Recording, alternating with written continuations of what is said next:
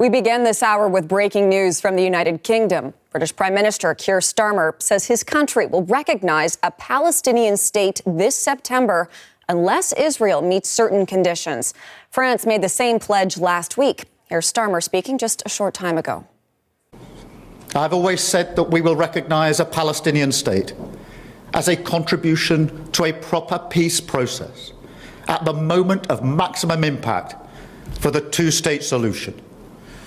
With that solution now under threat, this is the moment to act.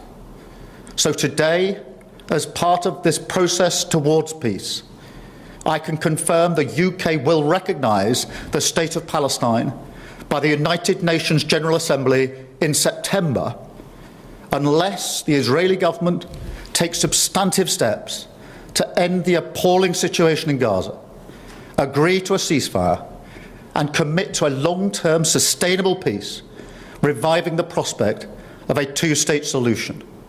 And this includes allowing the UN to restart the supply of aid and making clear that there will be no annexations in the West Bank. Let's bring in journalist Stuart Smith in London. So, Stuart, thank you for joining us here. Like we just heard there, a little bit of what Keir Starmer said earlier today. The UK Foreign Minister also spoke just a short time ago. So can you take us through what they both said?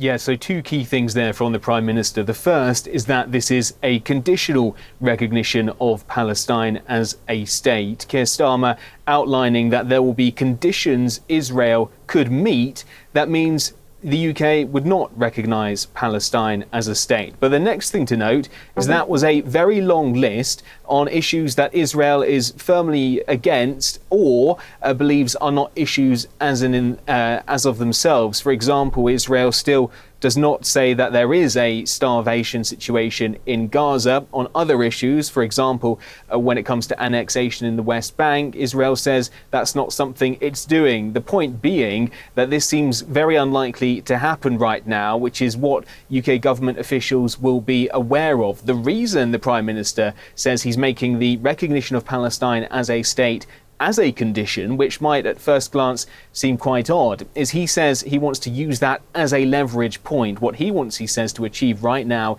is to improve the situation in Gaza. If he can use recognition of Israel, of Palestine, as a way to force Israel into changing the situation on the ground, he says that's what he wants to try. Now, as David Lammy, the UK Foreign Minister, said at the United Nations in New York earlier, that means there's only 8 weeks effectively for Israel to implement all of these changes. He also went further at the United Nations to explain what he thinks of Israel's current position when it comes to the two-state solution.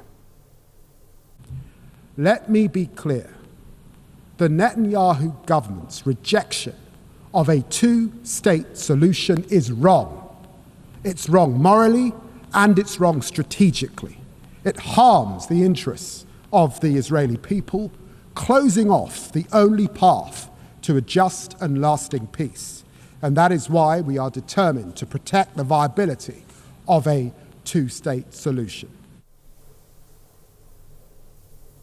Now, he hasn't said what the UK would be looking out for as evidence that Israel has met these conditions. He's also not said what else the UK might do if Israel does not meet those conditions, such as, for example, further sanctions or maybe further arms embargoes. As to why this has happened now, there could be a multitude of factors here. The Prime Minister says it's because the very concept of a potential two-state solution is fading away as Israel continues its military operation in Gaza, and also that the situation there when it comes to food and starvation has got so bad. But there could be other pressures as well. Let's look at the UK, a domestic political situation with over half of the Labour Party's backbenchers saying to the Prime Minister, now's the time to recognise Palestine, but also abroad. France has just said it will before the UN General Assembly, and the US President Donald Trump was in Scotland over the weekend, and when asked about this issue of recognition, he said it's up to the UK Prime Minister to do as he sees fit, effectively giving permission, or at least letting the UK know there would be no major political pushback from the US if it took this action. And they all seem to have combined for this emergency meeting on Tuesday that has resulted in that historic decision. Okay, Stuart, like you rightly point out, still a lot of questions on what we heard Starmer say today. But for now, thank you for this. We appreciate it. Journalist Stuart Smith for us in London.